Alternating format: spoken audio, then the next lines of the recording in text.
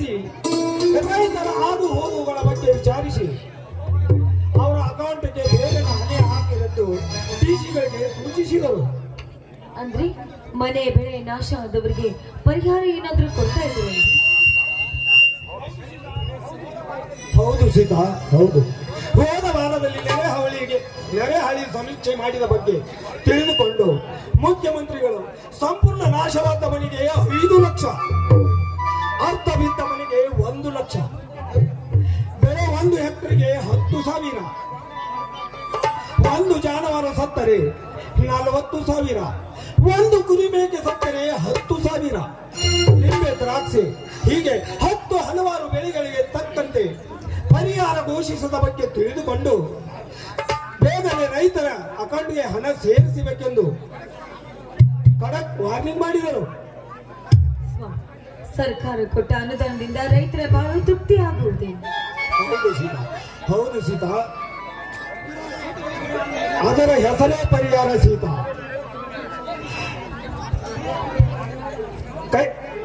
ಅದರ ಹೆಸರೇ ಪರಿಹಾರ ಸೀತಾ.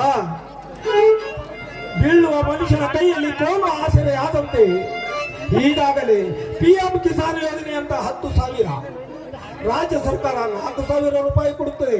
ಅದನ್ನೇ ದೊಡ್ಡದು ಮಾಡಿಕೊಂಡು ಜೀವನ ನೂಕುವುದು ಈ ರೈತನ ಕೆಲಸ. ಪ್ರತಿ ಸರಿ ಇದೇ ರೀತಿಯಾದ್ರೆ ರೈತರ ಬಾಳು ದುಸ್ತರವಾಗುತ್ತೆ ಸ್ವಾಮಿ, ದುಸ್ತರವಾಗುತ್ತೆ. ನಿನ್ನ ಮಾತಲ್ಲಿ ಸತ್ಯವಿದೆ. ಹೀಗಾಗಿ ಅನೇಕ ರೈತರು ಹೊಲ ಮನೆ ಮಾರಿಕೊಂಡು ಸಿಟಿ ಸೇರಿದರು. ಕಲಿತ ಮಕ್ಕಳೆಲ್ಲ ಡಾಕ್ಟರ್ ಆಗಬೇಕು, ಇಂಜಿನಿಯರ್ ಆಗಬೇಕು, ವಿಜ್ಞಾನಿ ಆಗಬೇಕೆಂದು ಬಯಸುತ್ತಾರೆ. ಆದರೆ ರೈತರಾಗಿ ಬೆವರು ಸುರಿಸಿ ದುಡಿಯಬೇಕೆಂದು ಯಾರು ಬಯಸುತ್ತಿಲ್ಲ. ಹೀಗಾಗಿ ಕೃಷಿ ಪದ್ಧತಿ ಕೆಳಮಟ್ಟಕ್ಕಿಳಿದಿದೆ. ಅನೇಕ ಫಲವತ್ತಾದ ಭೂಮಿಗಳು ಕಟ್ಟಿ ಬೆಳೆದು ಬಂಜರಗೊಂಡಿವೆ. ಇಂಥ ಪರಿಸ್ಥಿತಿ ನೋಡಿ ನಮ್ಮಂತ ರೈತರಿಗೆ ಸಂಕಟವಾಗುತ್ತಿದೆ ಸೀತಾ, ನಾಚಿಕೆ ಬರುತ್ತಿದೆ. ರೈತರ ವಿಚಾರ ಕೇಳಿದ್ರೆ ನಿಮಗೆ ಮಾತಿಗೆ ಪಾರವೇ ಇಲ್ಲ ಅಂತ ಅನ್ಸುತ್ತೆ. ನಿಲ್ಲು ಸೀತಾ, ನಿಲ್ಲು. ಈ ನಿನ್ನ ಮಾತಿನ ಸಿಹಿ ನನ್ನ ಮನಸ್ಸಿಗೆ ಆನಂದ ತರ ಹತ್ತಿದೆ. ಈ ಮಧುರ ಕ್ಷಣದಲ್ಲಿ ನವಿಲಿನಂತೆ ನರ್ತಿಸಿ ಕರಿ ಬಿಚ್ಚಿ ಹಾಡಲು ಅನ್ನದಾತನಿಗೆ ಯಾವಾಗ ನೋಡಿದ್ರು ಆನಂದ ಸಾಗರದಲ್ಲಿ ಹಾಡಬೇಕೆನ್ನುವ ಚಿಂತೆ.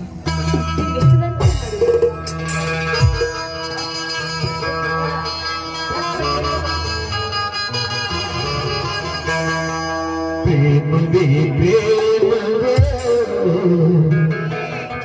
ಪ್ರೀತಿಯ ರಾಗವೇ ಹೃದಯದ ಭಾವವೇ ದೈವದ ಬಂಧವೇ.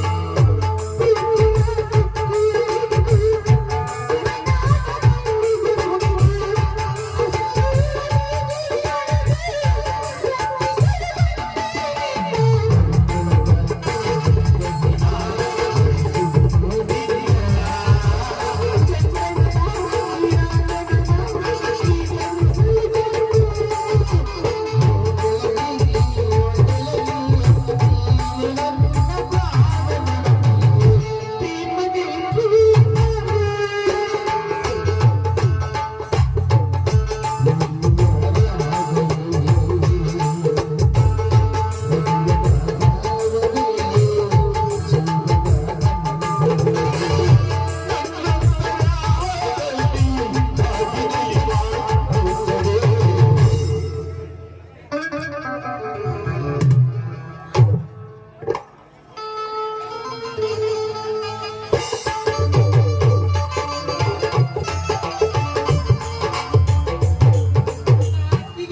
ಏನಿದು ಈ ಸಂತಸ? ಬಾರಪ್ಪ ಮೈದ್ರ, ನಿಮ್ಮ ಅಣ್ಣನಿಗೆ ವಯಸ್ಸಾದ್ರೂ ಇನ್ನೂ ಹಾಡಿ ಕುಣಿಬೇಕೆನ್ನುವ ಆಸೆ ಇದೆ. ಓಹೋ, ನಲ್ಲದರಿಗೆ ಇಲ್ಲಿ ನೋಡು.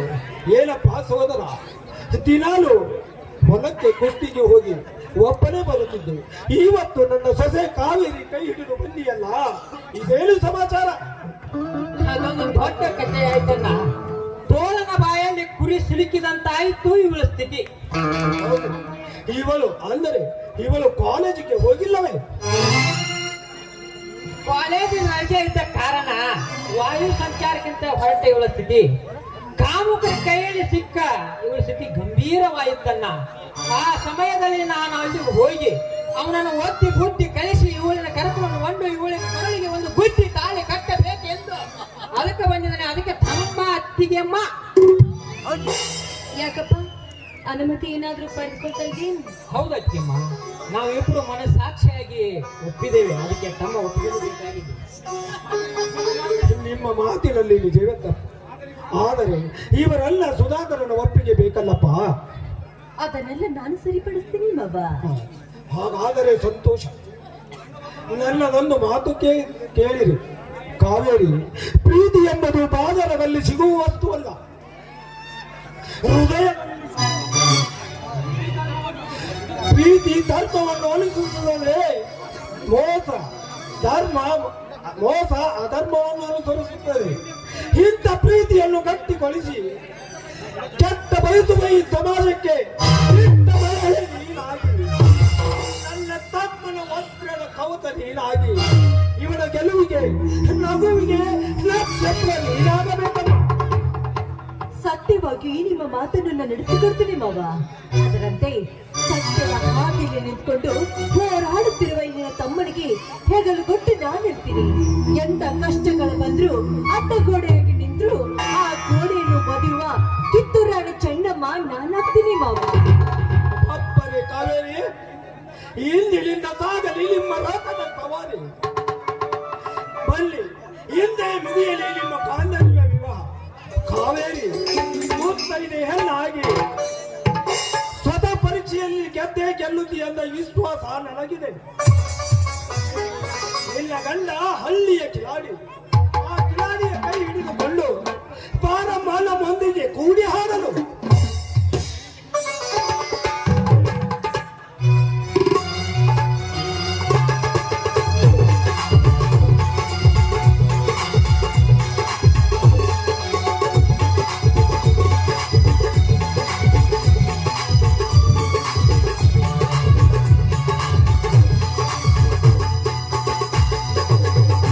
ನಮ್ಮ ಬಾಳಿನ ಸಿರಿ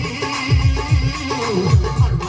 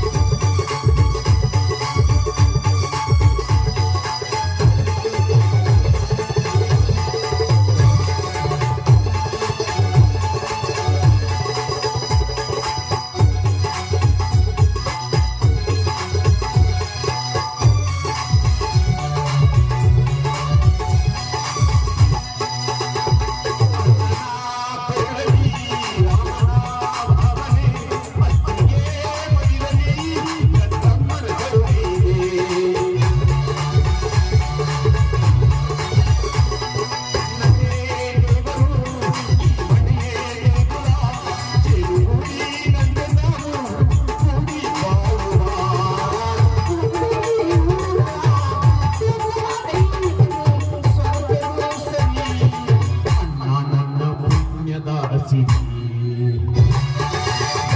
ನಮ್ಮ ತವರಿನ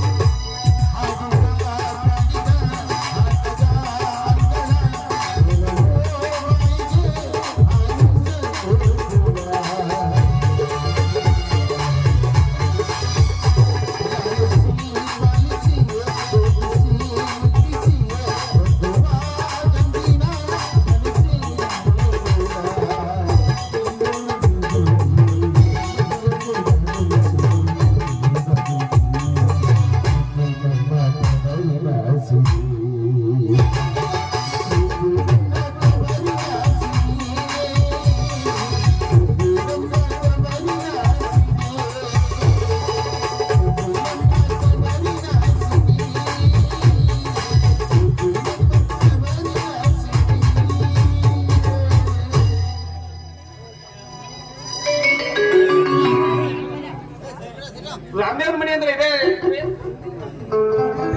ಹೌದು, ತಾವ್ಯಾರು? ನಾನು ಕಂದಾಯ ಇಲಾಖೆಯಿಂದ ಗ್ರಾಮ ಸೇವಕ. ಹಾಗೆ ತಲಾಟೆ ಅಂತಾರೆ. ನಿಮಗೊಂದು ಕಾಗದ ಬಂದಿದೆ ತಗೊಳ್ಳಿ ಸರ್.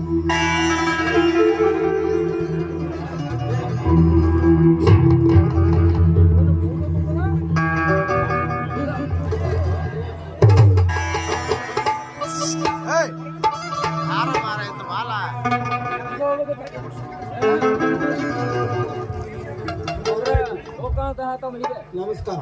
ಸೀತಾ, ಕಾವೇರಿಯನ್ನು ಕರೆದುಕೊಂಡು ಒಳಗೆ ನಡಿ ಸ್ವಲ್ಪ. ಆಯ್ತು ಸ್ವಾಮಿ. ಕಾವೇರಿ ಬಾರ.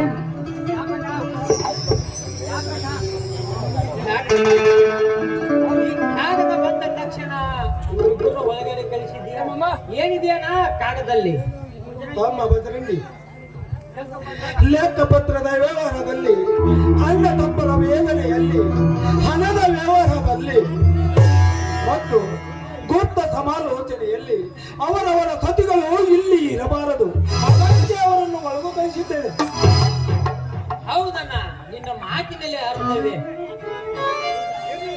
ಇರ್ಲಿ, ನೀವು ಓದಿಗೆ ಕಾಗದಣ್ಣ.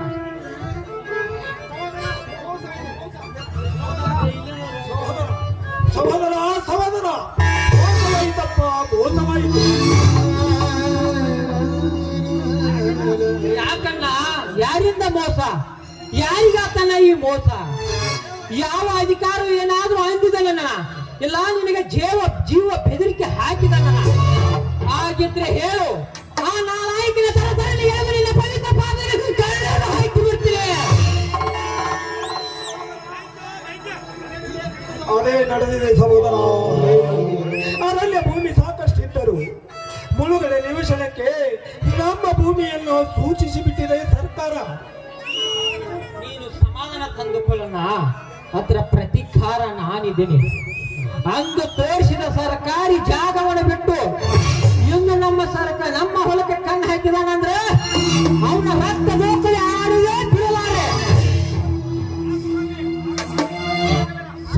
ಸಹೋದರ, ಆತುರಕ್ಕೆ ಆವೇಶ ತೊಡಬೇಡ, ಸಮಾಧಾನ ತಂದುಕೋ. ಎಲ್ಲಿದೆಯಾ ನನಗೆ ಸಮಾಧಾನ? ಆಸ್ತಿಯನ್ನು ಕಳೆದುಕೊಂಡು ಅದೇ ಮಾರಿಯಾಗಿ ಅಳೆದಾಡುತ್ತಿಂತ ನನಗೆ ಎಲ್ಲಿದೆ ಸಮಾಧಾನ? ಇದರ ಹಿಂದೆ ಯಾರೋ ಒಬ್ಬ ದೊಡ್ಡ ವ್ಯಕ್ತಿ ಕೈವಾಡ ಇದೆ. ಅವನ್ ಯಾರ ಎಂದು ಪತ್ತೆ ಹಚ್ತೀನಿ.